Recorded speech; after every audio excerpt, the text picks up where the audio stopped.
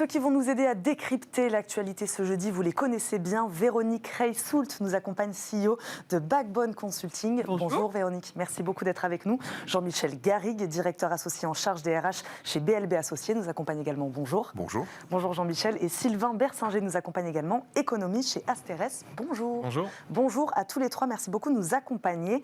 Au programme, d'abord, je le disais, la réforme des retraites qui est arrivée cette semaine, mardi, au Sénat, pour un premier examen en commission. Le texte a été approuvé dans une version amendée. On le savait, si la majorité de droite n'est pas opposée à un report de l'âge à la retraite, elle pouvait cependant apporter des changements au texte du gouvernement. Jean-Michel Garrigue, un mot d'abord peut-être sur la contestation qui va se poursuivre. Prochaine journée de grève, on le sait, le 7 mars, annoncée comme reconductible. Dans ce contexte, est-ce que le gouvernement doit reculer, Jean-Michel Garrigue ? Il l'a déjà commencé. La grande crainte qu'on peut avoir, enfin pour ceux qui sont favorables à la réforme, c'est que les différentes modifications apportées pour satisfaire les uns et les autres rendent le texte, sinon inopérant, du moins beaucoup moins impactant sur l'objectif fixé que ce qui était prévu au départ. La journée du 7 mars, ce qu'elle a effectivement de particulier, vous l'avez dit, c'est qu'elle est reconductible et qu'au lieu d'avoir des journées ponctuelles, comme c'était le cas jusqu'alors depuis le 19 janvier, on risque d'avoir une succession de journées et donc d'avoir un pays paralysé. On note néanmoins que les syndicats prennent bien soin de ne pas parler de blocage pour justement ne pas s'aliéner l'opinion publique, ce qui irait pour eux à l'encontre du but recherché. On en est où là-dessus sur cette capacité déjà? Est-ce que les Français sont toujours aussi réfractaires à cette réforme des retraites? Est-ce que ce mouvement d'opposition va continuer à prendre? Et qu'est-ce que va faire le gouvernement là-dessus? Alors toujours réfractaire, oui. Pour le moment, ils soutiennent toujours, les Français, enfin l'opinion publique est toujours en soutien du mouvement. Il y a surtout une demande de manifestation plus que de grève. Les Français ont envie d'exprimer leur mécontentement, qui va bien au-delà d'ailleurs de la réforme des retraites, mais voilà, globalement, une envie de manifestation sur toute la France, qui est l'un des succès, on va dire, du mouvement actuel, et une logique de manifestation sans heurts, dans une forme de bonne humeur, on pourrait presque dire, en tout cas une humeur bon enfant, même si par moments il y a des petits dérapages, mais globalement l'opinion publique est encore hostile. Et elle est principalement hostile pour trois raisons. La première, un sentiment d'injustice. La deuxième, une sorte d'incompréhension. Vous venez de dire qu'il y a eu énormément d'amendements, mais finalement on ne comprend plus vraiment quelle est la réalité de cette réforme et ce qu'elle contient réellement. Que l'on soit pour ou contre, ça devient un peu flou. Et puis le troisième, c'est cette notion de mensonge qui est apparue au cours des débats, en particulier à cause du 1 200 € de retraite minimale qui a été mal comprise, mal exprimée et qui finalement a été retenue comme un mensonge. Et donc ça n'aide pas à faire en sorte qu'il y ait adhésion. Et puis enfin, si on se pose la question de le gouvernement doit-il reculer, avancer, ne pas bouger, la réalité c'est que ça sera de toutes les façons le perdant, parce que le grand gagnant de l'ensemble de ces débats, ce sont les syndicats, qui enregistrent des scores d'adhésion qu'on a rarement vus et qui sont soutenus. Et même s'il y avait grève générale, blocage, car le mot, effectivement, vous avez raison, il est assez évité, les Français sont prêts. On va voir combien de temps. Et s'ils finissaient par se retourner, c'est plutôt contre le gouvernement qu'ils auraient une forme de colère exprimée que à l'encontre des syndicats et des manifestants et des grévistes, parce qu'ils considèrent que finalement leur mouvement est légitime. Mais est-ce qu'on n'est pas en train de le dire, comme disait Jean-Michel Garrigue un petit peu, est-ce qu'on n'est pas en train de remettre en question en ce moment l'intérêt de cette réforme, surtout amendée de cette manière, elle deviendrait inopérante, c'est ce que vous disiez. Est-ce qu'on est en train de remettre en question complètement l'intérêt aujourd'hui de cette réforme? Oui, alors c'est vrai qu'il y a eu beaucoup de débats, d'allers-retours, on s'y perd toujours un petit peu d'ailleurs. Donc comme vous l'avez dit, au début c'était une réforme pour que les Français travaillent plus et pour faire des économies et éviter les déficits sur les caisses de retraite. Après il y a eu tout un tas d'amendements. Donc c'est sûr que l'intérêt premier, qui était somme toute financier, est en partie érodé. Après, sur la question de la contestation, donc la grève, puis la grève reconductible, on a entendu ce terme de paralysie ou blocage. Bon, on peut jouer un petit peu sur les mots, ça c'est un petit peu de la communication. Je pense que si je regarde ça avec mon œil d'économiste, je pense pour qu'il y ait vraiment un impact économique des grèves et de mouvements sociaux, il faut vraiment que ce soit des mouvements massifs et longs, pas juste quelques jours pendant lesquels la moitié des métros circulent. On a des exemples historiques. Hein. Si on prend 95, il y avait quand même eu des grèves longues dans les transports et pas que. Et l'impact sur la croissance trimestrielle avait été d'environ 0,1%. Donc c'est très faible. Pour qu'il y ait vraiment un impact économique qui ferait vraiment reculer le gouvernement, il faut des grèves de type mai 68, où là on a vraiment des gros blocages. Donc disons que ces grèves, elles impactent plus les gens qui veulent prendre le métro, qui sont dérangés, et c'est très désagréable, parce on prend tous le métro ici et on n'aime pas quand il y a des grèves, mais le côté on va paralyser l'économie pour faire reculer le gouvernement, voilà, je pense qu'il faudrait vraiment qu'il y ait un mouvement très dur, et à mon avis, on n'y est pas encore. Quand on prend la comparaison avec 95, ce qui s'est passé entre-temps, c'est qu'il y a eu le Covid et il y a eu le télétravail. Donc forcément, l'impact économique il va être différent, et l'impact sur l'opinion publique aussi est différent, même si, bien évidemment, le télétravail ne concerne pas tout le monde, loin de là, mais il y a une réalité qui est l'impact ne va pas tout à fait être le même. Sur l'arrivée de la réforme au Sénat, Emmanuel Macron a évoqué la possibilité d'un enrichissement du texte. Il s'est même dit ouvert à cet enrichissement du texte. C'est quoi là? C'est une manière de montrer, encore une fois, qu'il est à l'écoute, qu'il est prêt à faire des concessions d'une certaine manière, Jean-Michel Garrigue? Il faut maintenant qu'il fasse absolument tout, tel un nageur qui se débat dans l'eau froide, pour essayer de faire voter le texte. Donc l'enrichissement, qui d'ailleurs serait plutôt pour lui un appauvrissement je dis, par rapport à son texte initial, il va essayer de trouver le meilleur modus vivendi entre ce qu'il est prêt à accepter de ce que veut la droite pour que ce soit voté à l'Assemblée nationale et au Sénat, mais surtout à l'Assemblée nationale, puisque on le sait tous avec la navette en commission mixte paritaire, c'est l'Assemblée nationale qui a le dernier mot sur un texte. Donc le gouvernement aujourd'hui et le président de la République font absolument tout ce qu'ils peuvent pour essayer de sortir la tête la moins basse possible de ça. C'est vraiment...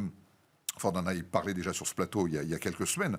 On se demande bien pourquoi il est allé s'enferrer, je dirais, dans cette réforme de retraite à un moment où, comme vous l'avez dit très justement, les Français avaient bien d'autres problèmes liés à l'inflation, l'évolution des salaires, le coût de la vie, etc. S'embarquer là-dedans, c'était peut-être, je dirais, une idée méritoire pour le président de la République, mais je ne suis pas sûr de l'état dans lequel on va en sortir. Quels ajustements peut faire le Sénat aujourd'hui? Les mesures sur les femmes sont assez importantes, en tout cas attendues, même s'il y a déjà des choses qui ont été modifiées. De nouveau, le sujet des 1200 et du montant minimum. Après, globalement, comme les Français sont un peu perdus, je ne peux pas vous dire ce que l'opinion attend, parce qu'ils finissent par ne plus tellement comprendre cette réforme. La seule chose qu'on constate, c'est que le Sénat a une image beaucoup plus positive que l'Assemblée nationale. Et d'ailleurs, la façon dont c'est en train de se passer ne fait que conforter cela. Et on voit dans l'opinion qu'il y a même quelques sénateurs qui émergent comme étant des pacificateurs, ou en tout cas des gens qui arrivent à mener des débats de façon sereine, même dans la contradiction. Le temps passe. Un autre sujet sur lequel nous voulions revenir aujourd'hui, c'est la colère des médecins généralistes. Après plusieurs mouvements de grève et plusieurs semaines de négociations, les syndicats et l'assurance maladie ne sont finalement pas parvenus à s'entendre pour redéfinir les conditions d'exercice et de rémunération. C'est important, de la profession. Je ne sais pas, Sylvain Bersinger, comment vous expliquez l'échec de cette discussion? Alors, sur l'échec en tant que tel, moi je ne suis pas dans les coulisses de la négociation, donc je n'ai pas d'éléments précis sur qu'est-ce qui s'est dit. Je trouve qu'il y avait peut-être de la part des médecins une stratégie de négociation un peu jusqu'au boutiste. C'est-à-dire on passe de 25 à 50 euros. Je pense que c'était beaucoup de la communication, de la stratégie de négociation, de demander un plafond très haut. On sait qu'on ne l'aura pas, mais au moins on obtient un petit peu. Bon, après, voilà, sur les négociations en tant que telles, j'ai pas d'analyse précise, mais je trouve qu'en fait on est dans une situation inflationniste, on le sait tous, où du coup tout le monde, les médecins, les profs, mais tout le monde dit ok, il y a plus de 5% d'inflation et moi il faut que mon revenu suive au moins ça pour pas que je perde de pouvoir d'achat. Donc en fait, je trouve qu'on est sur un débat qui concerne là les médecins, mais qui en fait est beaucoup plus général. On a pris un choc inflationniste importé parce qu'on importe l'énergie et à court terme on ne peut pas faire grand-chose. Donc en gros, il y a un peu un mistigris qu'on essaie de se refiler. Qui va payer ce choc d'inflation importé? Est-ce que c'est plutôt l'État? Les entreprises? Quelles entreprises? Les ménages? Quels ménages? Donc chacun est un peu dans une négociation. Donc c'est tout à fait légitime que les médecins demandent des revalorisations. Peut-être que certaines, notamment 50 euros, étaient un petit peu excessives. Un petit peu excessive. Est-ce que déjà, Jean-Michel Garrigue, l'assurance maladie, elle serait en capacité de financer cette augmentation des tarifs de la consultation? Alors oui, on s'en remarque une chose, c'est que le ministre le dit, et je crois que ça n'est pas contesté, le tarif moyen, en fait, de la consultation payée n'est pas du tout les 25 € évoqués avec la proposition à 26,50 €. Parce que vous savez qu'il y a un système de forfait concernant de nombreuses catégories de patients, les jeunes, les vieux, les très malades, voilà, les affections de longue durée, etc., qui fait que je crois que le panier moyen, j'ai vu passer ce chiffre il y a quelques jours, était plutôt de l'ordre de 35-36 € que de 25 €. Donc on est déjà à un niveau un petit peu différent. La deuxième chose, c'est que c'est une affirmation du ministère de la Santé, c'est qu'il y aurait déjà 40% des médecins généralistes qui seraient dans les conditions permettant de bénéficier de l'augmentation supplémentaire qui a été proposée par le gouvernement, notamment, c'est-à-dire, vous savez, les gardes, pouvoir mettre des médecins généralistes dans le désert médical que l'on constate dans certaines régions. Donc, en fait, le ministère de la Santé essaie de montrer qu'on fait beaucoup de bruit pour pas grand-chose, en tout cas pour beaucoup moins que ce qui est indiqué. Alors, vous avez vu qu'il y a une haut fonctionnaire qui va maintenant présider la commission d'arbitrage et qui va permettre de proposer un texte qui sera laissé à la libre appréciation du ministère du Travail. Et il faut espérer que cette deuxième phase, après effectivement les rodomontades que vous évoquiez et puis la stratégie de négociation, que cette deuxième phase permettra d'arriver à un accord, étant bien conscient que la montagne accouchera certainement d'une souris. Mais vous avez soulevé ce sujet-là des déserts médicaux. Moi, je trouve ça intéressant. De quelle manière ils sont liés, ces deux questions ? L'accès aux soins, la capacité des médecins à aller s'installer demain dans des déserts médicaux. Voilà, comment on peut lier tout ça ? On a l'impression que dans ce contexte un peu difficile aujourd'hui pour les hôpitaux et pour les soignés, non pas les soignants, eux, les médecins généralistes arrivent, demandent une augmentation des tarifs de consultation. Voilà. Comment tout ça s'est lié aujourd'hui ? Qu'est-ce qu'on se dit aujourd'hui quand on voit des médecins généralistes en colère, alors qu'il y a des gens qui n'arrivent pas à se faire soigner ? Voilà. Alors déjà, la santé est un sujet de préoccupation important pour les Français. Le premier, c'est le pouvoir d'achat, l'inflation, les sujets qu'on vient d'évoquer. Le deuxième, c'est la santé. Et le troisième, c'est la sécurité. Ensuite, la santé, c'est un sujet que les Français ont... Leur vision a largement changé depuis le Covid, de nouveau. Pourquoi ? Parce que les Français étaient convaincus que le système de santé français était le meilleur au monde. En tout cas, c'est une phrase que l'on entendait souvent. Et puis, on s'est aperçu pendant le Covid que c'était pas si simple. Et depuis que c'est vraiment pas si simple que ça et que c'est effectivement compliqué dans certaines régions. Il n'y a pas... il y a des déserts médicaux, même dans des grandes villes d'ailleurs, qui a une difficulté d'accès aux soins. Vous avez même encore ce matin le Parisien qui a donné un classement des maternités à éviter. Donc, on est aujourd'hui dans une logique où les Français sont inquiets sur... la santé et le système de santé. Voilà, ma question derrière ça, c'était ça. C'est-à-dire que le Français, aujourd'hui moyen, qui subit l'inflation et qui voit qu'aujourd'hui, qui n'arrive pas à avoir un rendez-vous chez un médecin parce qu'il habite en périphérie de ville, en région, etc. Et il voit ces médecins généralistes qui demandent aujourd'hui une augmentation des tarifs de la consultation. Qu'est-ce qu'il se dit ? Je suppose que le pari du gouvernement était de se dire, on va les stigmatiser et les présenter comme des nantis. La réalité, c'est que si vous regardez les professions préférées des Français, les premiers sont les pompiers, les deuxièmes sont les infirmiers et les troisièmes sont les médecins. Et donc les Français sont plutôt derrière les médecins, considèrent que non, ils ne sont plus si nantis que ça, que les moyens pour exercer leur profession est compliqué. Donc si on parlait du fameux mistigris dont vous parliez, dans le fond, ils considèrent que c'est un sujet sur lequel l'État doit pouvoir intervenir, que les augmentations peut-être étaient-elles excessives dans les demandes, mais qu'elles étaient compréhensibles. Et entre autres, ils pensent que régler les déserts médicaux, c'est une des solutions. Il y a un autre sujet qui est peu abordé dans ces négociations, mais qui est toujours latent, qui est le sujet de la modernité de la santé, avec l'accès, bien sûr, aux téléconsultations, mais aussi à des autodiagnostics avec l'intelligence artificielle. Enfin bref, il y a beaucoup de choses qui aujourd'hui sont expérimentées et les Français pourraient potentiellement être d'accord, mais pour eux, ce qui compte quand même, c'est d'avoir leur médecin, d'avoir un médecin qui les suit et que ce médecin ait une rémunération qui lui permette de vivre à peu près dignement de son travail. On continuera de suivre ce dossier dans Smart Job. Il nous reste 3 minutes, Jean-Michel Garrigue. Je voudrais parler de la féminisation des instances dirigeantes. C'est un sujet exactement important. Figurez-vous que la France confirme sa position en tête des pays occidentaux. 46,4% de femmes siègent au conseil d'administration des sociétés du CAC 40, selon la dernière étude de l'Institut français des administrateurs. Sylvain Versinger, moi j'avais une question.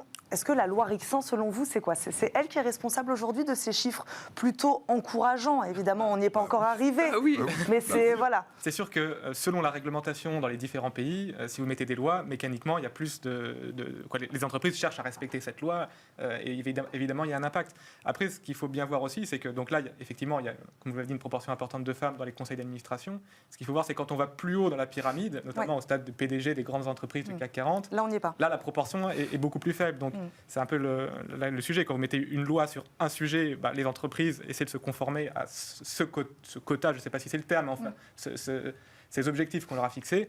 Mais après, quand on monte la pyramide, sur les PDG, il n'y a pas d'obligation. Donc là, évidemment, la parité est beaucoup moins respectée. Je posais cette question parce que dans le même temps, l'Observatoire de la féminisation des entreprises lui a démontré que la contrainte législative, elle était parfois contournée aujourd'hui par les entreprises. Véronique, c'est pour ça que je posais cette question. De fait, c'est le principe d'une loi. On aime bien essayer de la contourner, mais c'est quand même très efficace. Ouais. On va dire que le système des quotas, il est plus qu'efficace, enfin on en a la preuve par ces chiffres. Ça a changé aussi quelque chose qui est cette fameuse charge mentale que les femmes ont, qui est certes, on a envie d'accéder à un certain nombre de postes à responsabilité, mais on a aussi la réalité d'autres charges et d'autres responsabilités, mais qui sont sur la nouvelle génération plus partagées, donc c'est une bonne nouvelle. Il y a aussi des mesures qui ne sont pas des mesures concernant les femmes, mais des mesures concernant les hommes qui aident aussi à faire changer les choses, en particulier le fait que les hommes puissent réclamer un congé paternité, voire même qu'à un moment donné, ce congé paternité soit obligatoire pour pouvoir le répartir entre les hommes et les femmes. Ça changera aussi l'image des femmes dans l'entreprise et la réalité de la possibilité d'évolution, parce que restera quota ou pas quota, contournement ou pas contournement, une réalité qui est les femmes. Eh bien, la maternité fait qu'à un moment donné, elles doivent s'absenter de leur travail et ça complique les évolutions de carrière, c'est évident. Jean-Michel Garrigue, les quotas sont, in fine, la meilleure solution, la meilleure manière de répondre à cet enjeu? Le meilleur reste à venir de ce point de vue-là. En fait, ça crée plutôt un changement des mentalités et ça crée, pardonnez-moi l'expression, une espèce de ruissellement des talents. C'est-à-dire qu'en mettant au niveau des COMEX, après les conseils d'administration, un pourcentage significatif de femmes, ça va forcément irriguer toute la pyramide, je dirais, sociale de l'entreprise et faire en sorte que, sur un délai, évidemment, nécessairement plus long, mettons d'une dizaine d'années, on aura dans des postes importants qui ne sont pas des postes de COMEX ou de conseil d'administration, mais qui sont juste en dessous, qui sont dans les postes de management intermédiaire et de management supérieur, si je peux employer l'expression, on aura mécaniquement de plus en plus de femmes à cause de cette tendance-là. La théorie du ruissellement. On terminera là-dessus. Merci beaucoup à tous les trois d'avoir débattu avec nous aujourd'hui dans Smart Job. Véronique Reissoult, je rappelle, vous êtes CEO de Backbone Consulting. Jean-Michel Garrigue, directeur associé en charge des RH chez BLB Associés. Et Sylvain Bersinger, économiste chez Asteres. Merci beaucoup à tous les trois d'avoir été avec nous. Tout de suite, c'est Fenêtres sur l'emploi.